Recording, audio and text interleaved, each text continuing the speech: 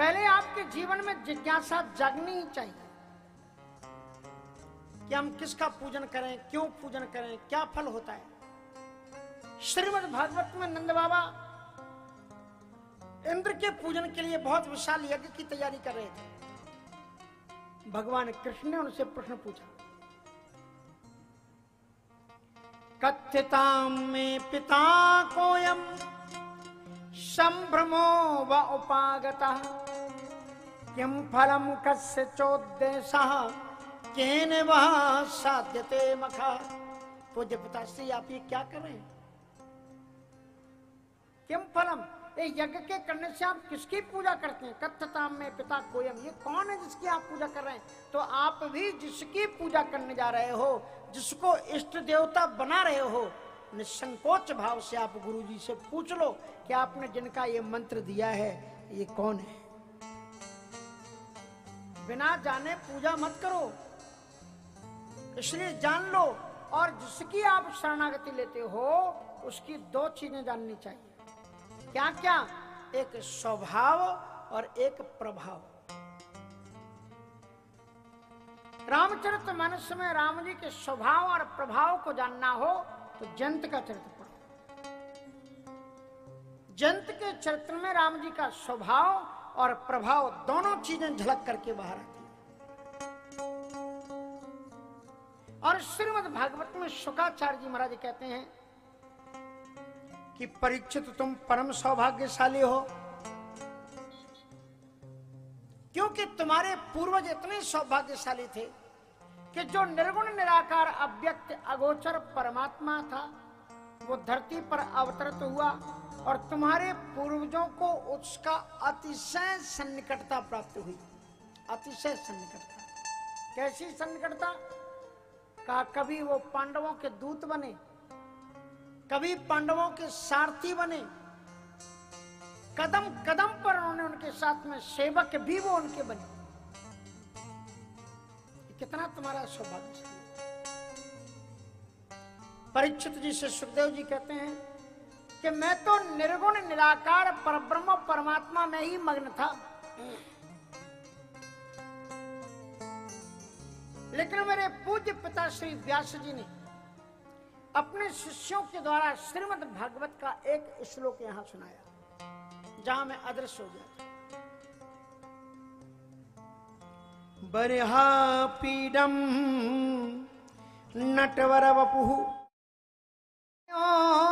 कर्णिकारम बिभ्रदवासः कनक कपिशम वैजयंतीं चमालां रंध्रान वैनो rather सुधया पूरयन गोप वृंदैर वृंदारण्यम स्वपद गमनम प्राविशद गीत कीर्ति। इस श्लोक में गोविंद का प्रभाव बताया गया कि नंदनंदन भगवान श्याम सुंदर जब बनाटवी में जंगल में बांसुरी बजाते हैं, बरहा पीड़म, उन्होंने मोर के पंख को आपिट के रूप में सजाया हुआ है। नटवर वपु नटेशु बरह इति नटवरा, नटवर रूप है। जब बांसुरी बजाते हैं तो जड़ चेतन हो जाता है और चेतन जड़ हो जाता है। जो जमुना की धारा चैतन्य है, जो प्रवाहित होती है, जब इनकी बांसुरी को सुनती है तो वो पत्थर की तरह जम जाता है जमुना का जल और जड़ हो जाता है। और ये जो गिरिराज जी हैं ये जड़ हैं, पत्थर हैं, लेकिन जब गोविंद की बांसुरी बजती है तो उसको आवाज को सुनकर के पत्थरों में भी झरने फूट पड़ते हैं और ये गिरिराज जी पिघल करके झरना के रूप में प्रवाहित होते हैं। ये इनका प्रभाव है। जो चेतन को जड़ करे जड़े करे चैतन्य, अस समर्थ रघुनाय कहीं भजें जीव ते धन्य। तो मैंने सोचा जिसका प्रभाव बहुत होता है ना, कभी कभी उन लोगों का स्वभाव बहुत खराब होता है। इसलिए प्रभाव अगर अच्छा हो तो स्वभाव भी अच्छा होना चाहिए। सोचा जिसकी बांसुरी बजाने की कला से जमुना जी का जल रुक जाता है, पत्थर भी, वो उसको अभिमान कितना हो, वो तो संतों को मिलता ही नहीं होगा, स्वभाव में अभिमान होगा। फिर व्यास जी महाराज ने अपने शिष्यों को एक श्लोक और कहा के इसे सुना। उसमें मेरे गोविंद के स्वभाव को गाया गया। क्या है श्लोक गाया? अहो वकीयम स्तन कालकूटम जिघांसया पाययद साध्वी लेभे गतिम धातृचितां ततोन्यम कंबा दयालुम शरणं ब्रजे। इस श्लोक में मेरे गोविंद का स्वभाव बताया गया। अहो वकीयम स्तन कालकूटम।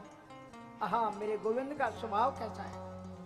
जो बकासुर की बहन पूतना भगवान के पास आई, कोई पत्र पुष्प फलदल लेकर के नहीं आई, अपने स्तनों में कालकूट जहर लगाकर उनको मारने के लिए आई थी।